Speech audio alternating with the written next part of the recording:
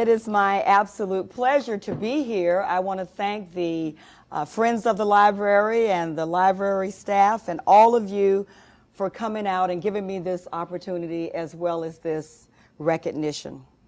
I bring you greetings on behalf of the 1,000 men and women, both sworn and civilian, of the Orlando Police Department.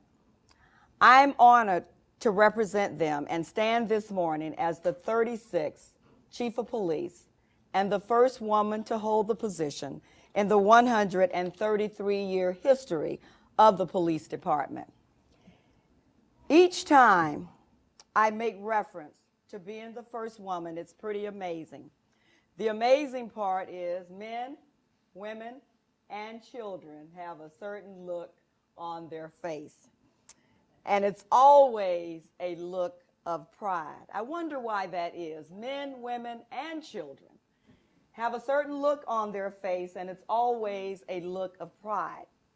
Well, I believe that they have that look on their face regardless of age, gender, or background, because we are all celebrating history.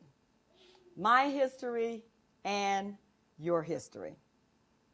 A person by the name of Gerda Lerner in Women in History said this: "When I started working on women's history about 30 years ago, the field didn't exist. People didn't think that women had a history worth knowing. But today, we know those people were oh so wrong." 24 years ago, I packed up everything I owned in the trunk of my car, and I moved to Orlando from Jacksonville, Florida. I came here to join the Orlando Police Department. 24 years ago, I raised my hand, and I swore that I would protect and serve this community faithfully. It was 24 years ago, but I remember it like it was yesterday.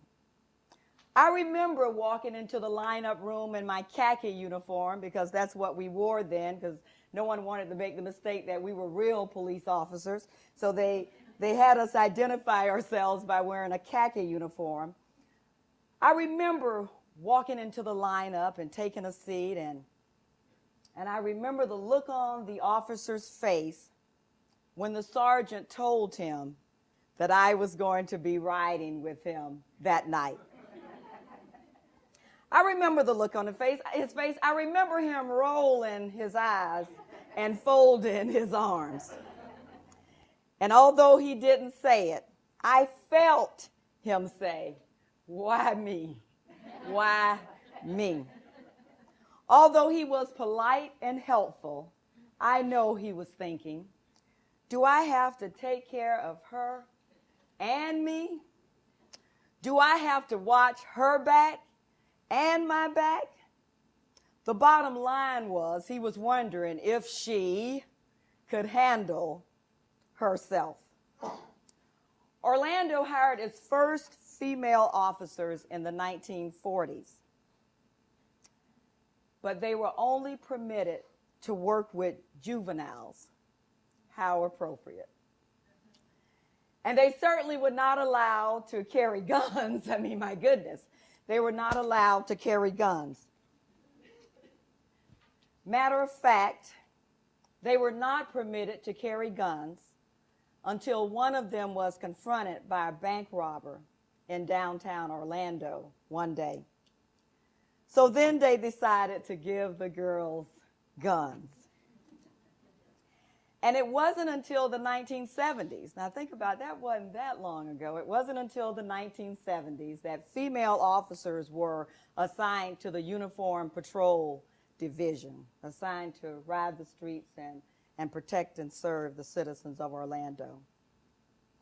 And although the public celebration of women's history in this country began in 1978 as Women's History Week, and was finally expanded to Women's History Month, women have made significant contributions to building our homes, our neighborhoods, our communities, our cities, our state, our country, the nation or world throughout the years.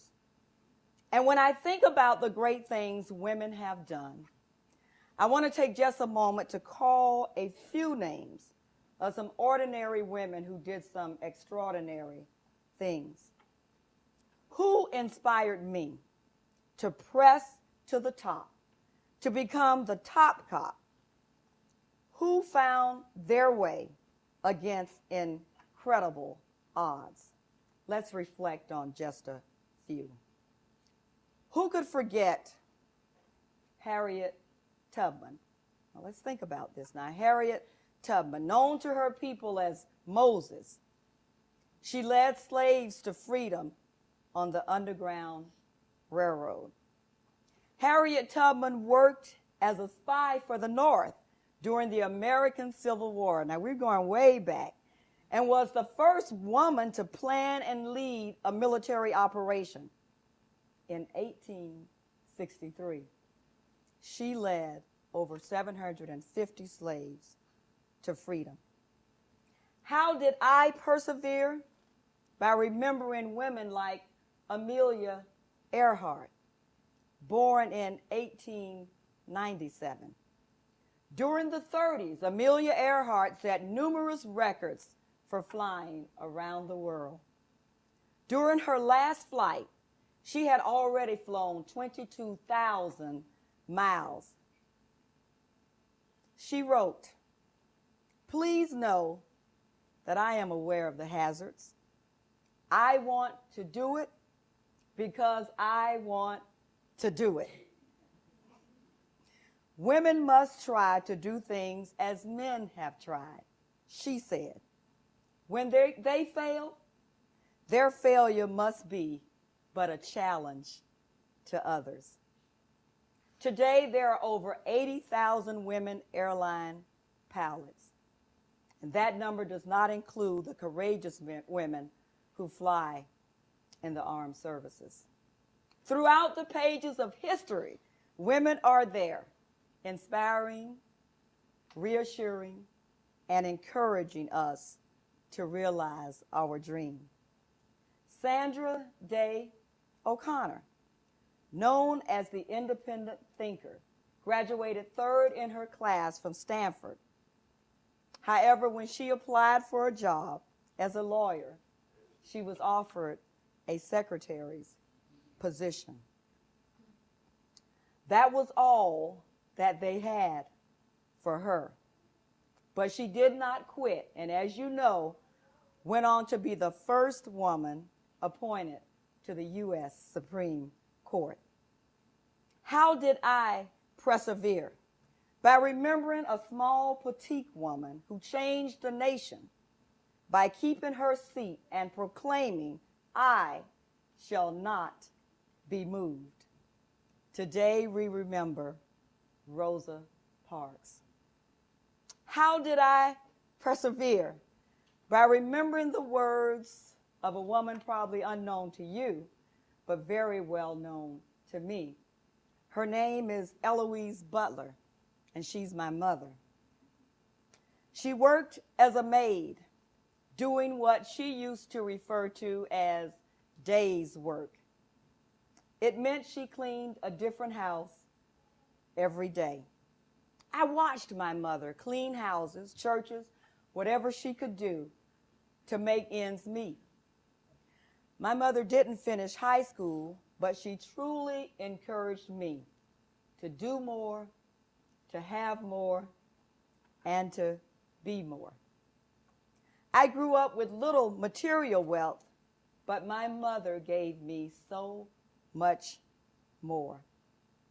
And that was the ability to believe in myself and reach for the stars.